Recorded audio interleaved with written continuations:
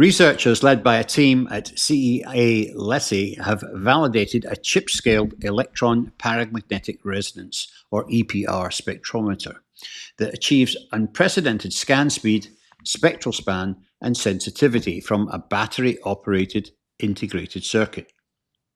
By replacing the bulky electromagnets used in conventional EPR instruments with an ultra-fast frequency-scanned architecture, the system enables high-performance paramagnetic sensing in portable and space-constrained environments where traditional systems cannot operate. Joining us to discuss this new development is Jean-Baptise David, R&D engineer at CEA Leti, and Serge Gambarelli, research director at CEA IRIG. Welcome to the Gap Talk Show. Welcome to Gap Talk, a podcast that discusses the latest news and technologies associated with electronics advanced packaging, covering materials science, bonding and interconnect technologies, and test. Now here are your hosts, Trevor Galbraith and Jillian McNichol. And there you go, folks. So welcome to the show, gentlemen. Nice to meet you. We have Jean-Baptise David, should I say, and of course Serge Gambarelli. Nice to see you, gentlemen. So, the obvious first question, for just to set the stage for some of our viewers who are maybe not familiar with your technology, is what is an electron paramagnetic resonance, or EPR, instrument, and how can it be used in the microelectronics industry? Maybe you can answer to the first part of the question. Yeah. Electron paramagnetic resonance is a spectroscopy in which you can detect defect in solid in particular, and other defect in other system, in paramagnetic system, in fact. And so the electron paramagnetic resonance is used to very precisely determine the nature and the composition on these defects. So it looks at the composition of the materials at different levels, and it can measure them with great accuracy. Yeah, in particular, for instance, in semiconductor, in silicon, you have a lot of defects, and in general, this defect can have a paramagnetic property, and EPR can detect this defect, and you only see the defect and not the bulk. So in fact, it's very sensitive because you only see the defect and not the part of your semiconductor defect free. So how do you achieve that? Do you do that by you determine what material you dial in, what material you're looking for, or does it look for air gaps, or how does it do that? In fact, one strong point of electron paramagnetic resonance is that you can apply to a lot of system. You can apply to standard semiconductor. You can also apply to new semiconductor, for instance, barium disilicide or other wide gap semiconductor. You can apply that to diamond and so on. Okay. Jillian? Awesome. And then why are traditional EPR systems typically limited to centralized facilities? Because basically classical spectrometer weight basically 2 tons. And It's pretty heavy. and use a lot of electricity, basically 20 kilowatt, 50 kilowatts. And so this means that you can only use it in dedicated lab, dedicated room, with problem of water access, power access, and so on.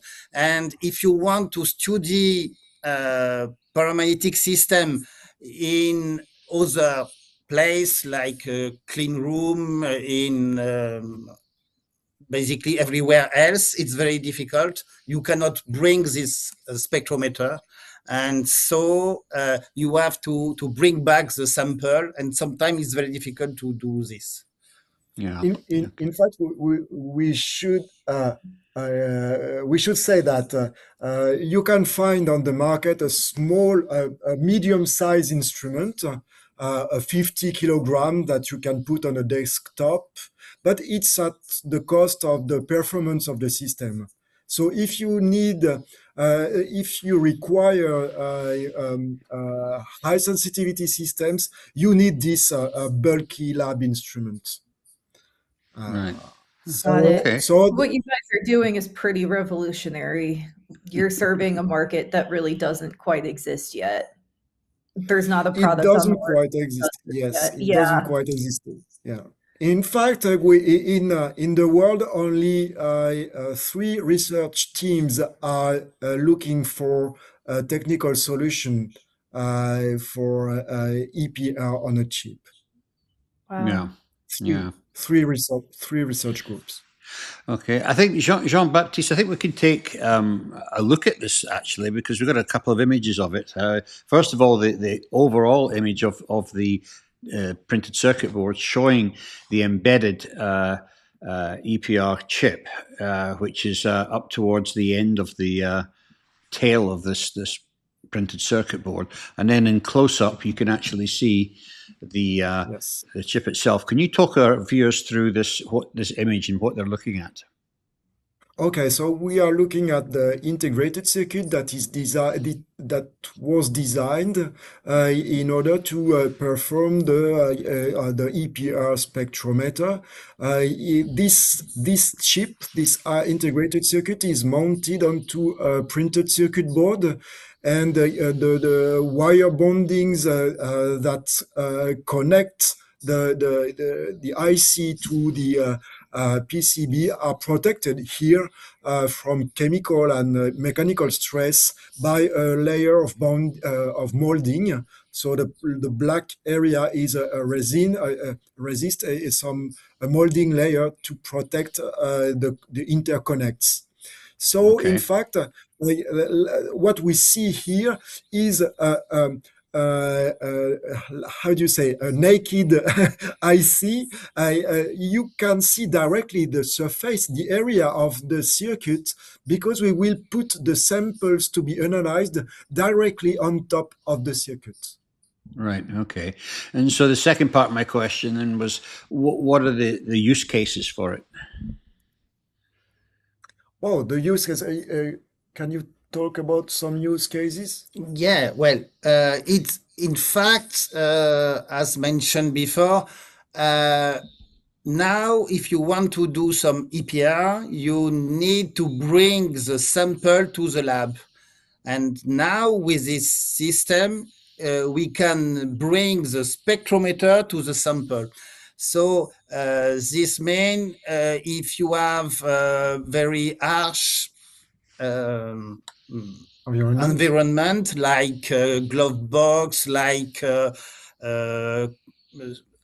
toxic atmosphere, I don't know, you can bring back this spectrometer and put it directly in this place and record your sample.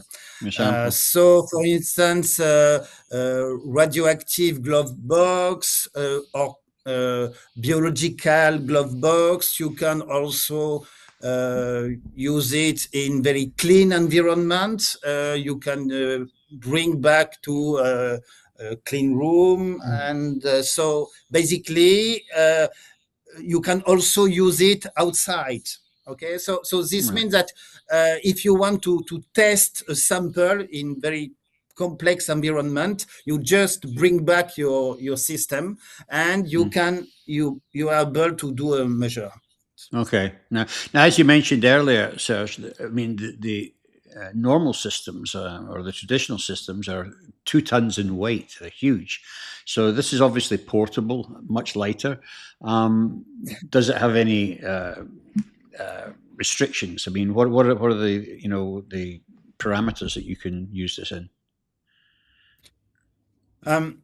For the moment, you cannot use the system, for instance, at low temperature, since you're on.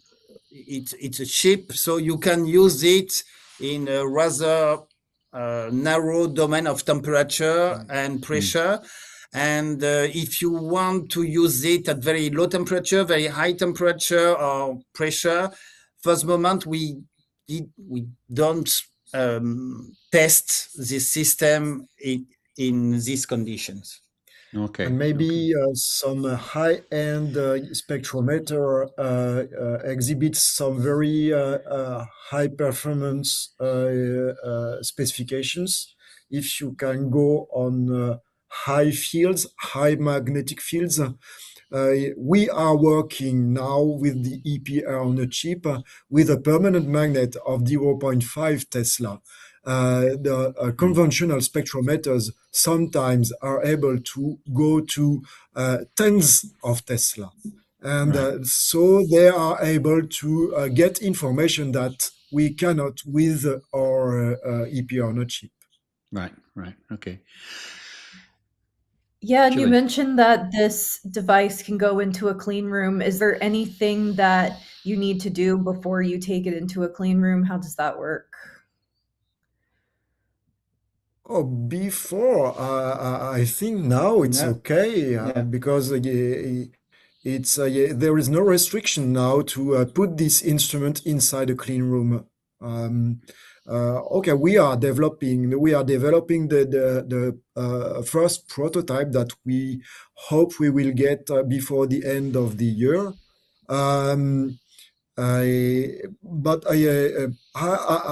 cannot imagine any restriction to put it in a clean room now. Okay. Yeah, that's good to know. And you said that you're expecting to have a prototype by the end of the year? Yes, we hope so. Okay. So we understand that this is one of the first scientific instruments fabricated using 22 nanometer advanced FDSOI technology. Can you explain the significance of this milestone? We don't know if this instrument is one of the first or the first. I don't know. It's not easy to know what is developed on a specific technology in the wide market that is accessible to this technology. For our side, we used 22 FDSOI technology for some specific reasons, which are due to our own experience in CEA with this technology. We have already developed some circuits on this technology, so we have quite now a good experience. And as a demonstration, this circuit was designed and fabricated in one shot, and it works. We have demonstrated the circuit after only one run. So it means that we are able to perform electric and electromagnetic simulations that are very, very similar to the measurements. So it means that we have a lot of experience on this technology. And some other reasons are due to this technology, typically the properties of this technology. FDSOI is known as, like all SOI technology, they are more robust to a radiative environment than bulk CMOS technologies. Since we anticipated that we want to use this spectrometer in a radiative environment, so SOI technology is a good choice for that. Right. Okay. Yeah, and I know CEA has been working with SOI for decades at this point, so I know you guys have a lot of experience with that. But just to wrap up, before we go, is there anything else about this development that people should know?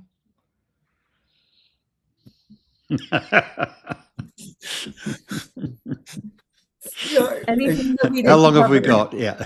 No, perhaps for the rapid scan. Yes. Yeah. In fact, in standard spectrometer, you have an electromagnet. This means that it takes a lot of time to have a spectrum, basically seconds. And here, since we change the frequency, one spectrum can be done in 200 nanoseconds. So this means that in case of very fast kinetics, we are able to observe very fast evolution of your signals, and I think it's very innovative, very interesting, and we try to apply this property to study new system in which there is a very fast change in signal in very short time scale. Right. The kinetic reactions, the kinetic in the chemical reactions, sometimes some radicals appears in kinetics, or in chemical reaction. They are transient. Yeah, transient. And then you have only a few fraction of seconds or few seconds to look that this radical appears in the reaction. So it means that you have to integrate your signal. So you have to record your signal in order to be sure that you can observe your signal in the time duration you have. So the rapid scan property of the EPR on a chip we developed is, yes, it was never done before.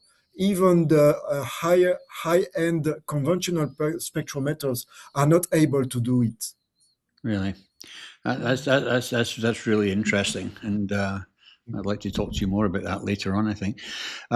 Anyway, gentlemen, I think this is a fantastic step forward in EPR spectrometry, and congratulations on your work. So thank you, gentlemen. It's been an absolute pleasure. Thank you. Thank you very much. Yeah, if you'd like to learn more about the many significant changes happening within the electronics packaging industry, please like and ring the bell. And of course, to be notified of future videos, podcasts, please also sign up for our weekly newsletter and look out for the first issue of Global Advanced Packaging magazine, which launches at ECTC 2026 in Orlando in May.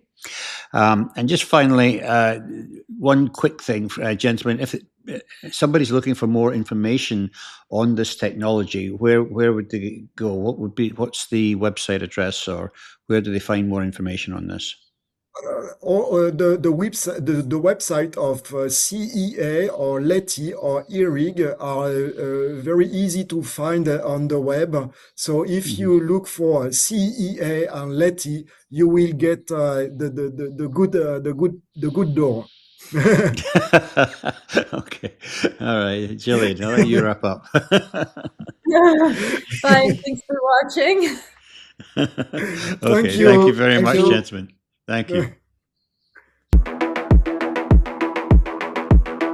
Welcome to Gap Talk, a podcast that discusses the latest news and technologies associated with electronics advanced packaging, covering materials science, bonding and interconnect technologies, and test.